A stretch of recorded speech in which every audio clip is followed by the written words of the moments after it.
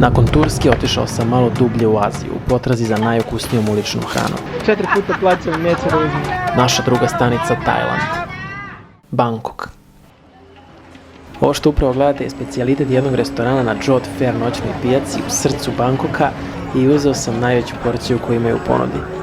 I meni je bilo smešno, preterao sam, ali nekako je lepše za video uzeti ovo nego onaj mali tanjirić. Pre isprobavanja idemo unutra da snimim proces pravljenja. Dopašće vam se. Ovdje ima dosta turista, jako popularan noćni market u Bangkoku. Ima i razne hrane ovdje, vidjet ćete tek u narednim klipovima.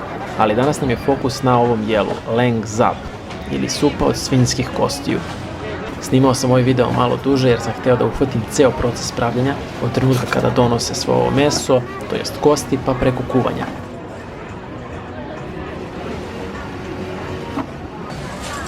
Ne izgleda ukusno, znam, da ne kažem suprotno od toga, ali ne bi mi bio prvi put da se iznenadim. Slično se desilo sa onim Islak burgerima iz Istanbula, oni su izgledali užasno, a ukus je bio odličan. Ne moram da vam pričam koliko je vruće ovde, mnogo ljudi je na jednom mestu, ovdje i kuvaju, plus ovo je Tajland. U nekim trenucima baš neizdrživo. Svaka čast ovim ljudima što rade unutra.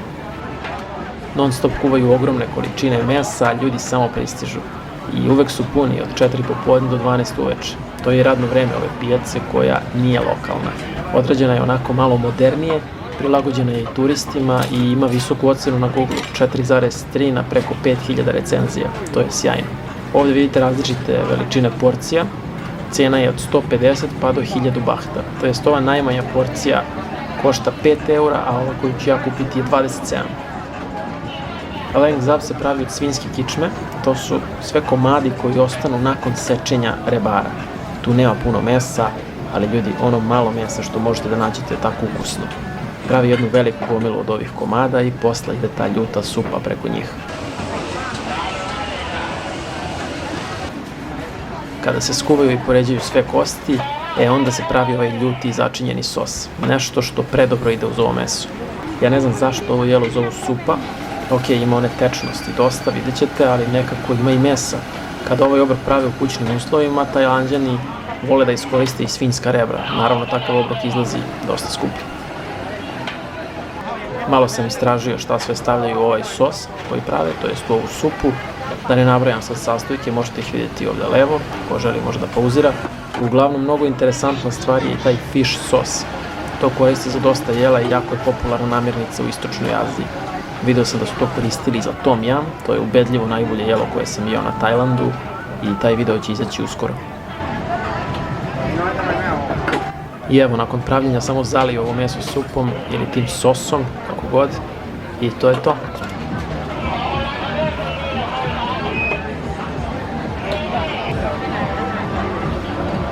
Tamo iza se nalazi ogroman red i da biste sjeli u ovaj restoran morate da sačekate sigurno 15 minuta.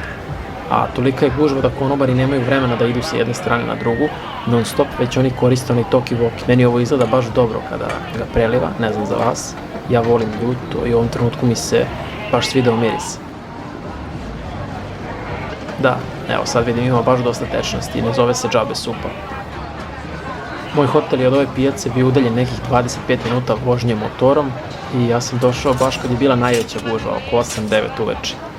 Nisam znao šta ću snimiti, znao sam samo da dolazim po 1 ili 2 dobra klipa, tako da i ovaj video nastaje spontano. This is for how many people actually? Over 6. 6. Over 6. Aha, okay. I will eat that alone, okay, for me. This one.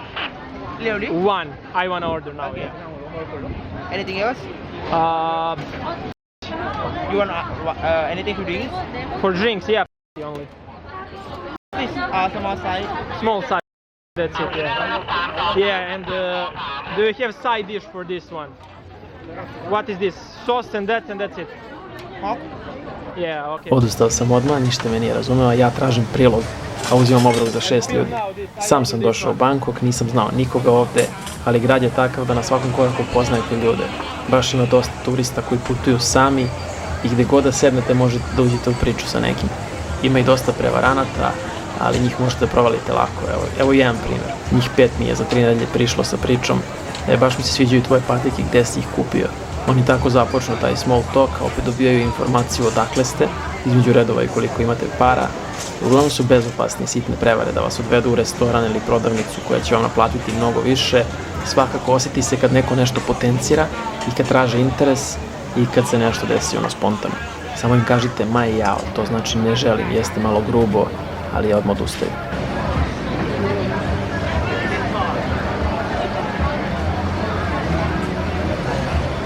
Znam da vam je interesantno da čujete o tim prevarama, evo još jedne i nju sam isto prepoznao jer sam googlao pre nego što sam došao ovde. Znači imate hramove u kojima se ne plaća ulaz i one u kojima se plaća. Sve možete da pročitate na internetu, cijene karata, radno vreme. Uglavnom 50 metara ispred hrama stoji čovek u fluorescentnom prsluku sa lažnom akreditacijom oko vrata i kaže vam da je hram zatvoren, ali će vas on odvesti u neki drugi koji je samo 10 minuta hodom odatle i gdje će vas karta koštati oko 5 eura. Ako pristanete, on će vas stvarno odvesti u taj drugi hram u blizini, koji je u stvari besplatan i naplatit će vam tih 5 eura ili više. Nije teško prepoznati ni to, jer taj čovjek s lažnom akreditacijom ne sme da stoji baš pored ulaza u hram, on stoji malo dalje i on ne može da zna da li vi prolazite tom ulicom jer idete negdje drugde ili skrećete u hram, znači on nagađa. Plus je stvarno uporan i baš želi da vas odvede u taj drugi hram. Ne znam, to su sve neke sitne prevare kojih ima u svakom gradu, ali malo se informišite pre nego što dođete jer da ne gubite iz veze vaše vreme i novac.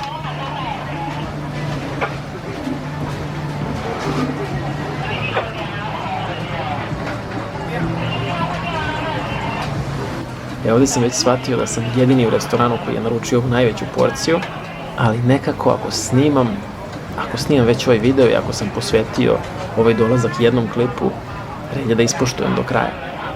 Stvarno sam preterao opet, evo sve oči su na meni, to jest na ovoj planini, ali ću ja sada sesti pored nje tako da mi to dođe na isto i neću jesti ovdje na miru, već vidim.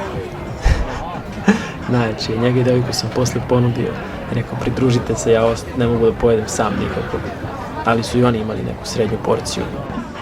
Ovo ne mogu da shvatim i dalje, svašta mogu da razumem, ali da neko priđe i da ne pita da li mogu da snimim, malo je to ja stvarno razumem da ovo što sam uzeo nije normalno, ali pitaš valjda za sliku, za snimak.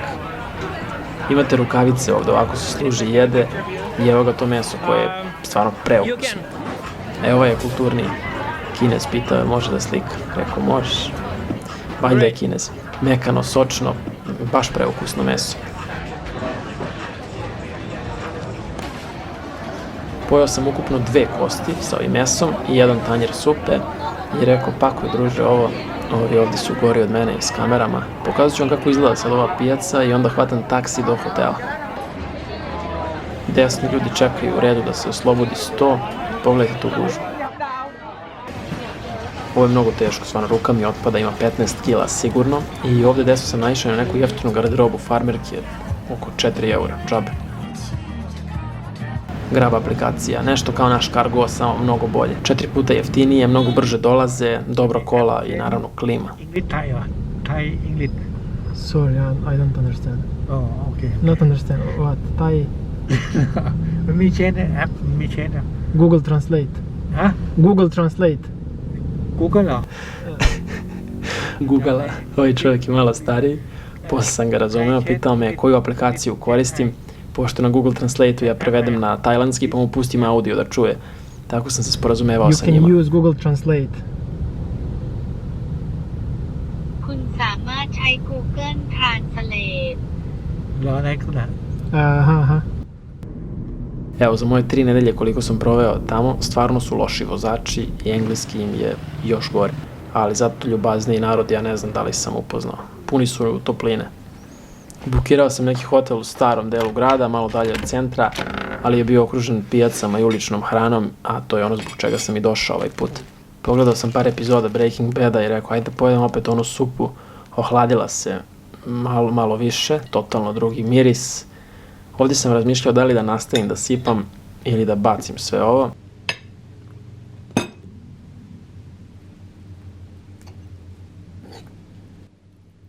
Opet nije loše, meso mi se stvarno sviđa, samo što mi je prvi tanjir koji sam pojeo u restoranu neuporedivo bolji. Ovo je jelo jednostavno koje se jede na licu mesta dok je vruće i to je to. Meni je samo bilo žao na kraju da bacim ovoliko hrane, ali dobro, nekad se i to dešava. Hvala vam na gledanju i vidimo se uskoro.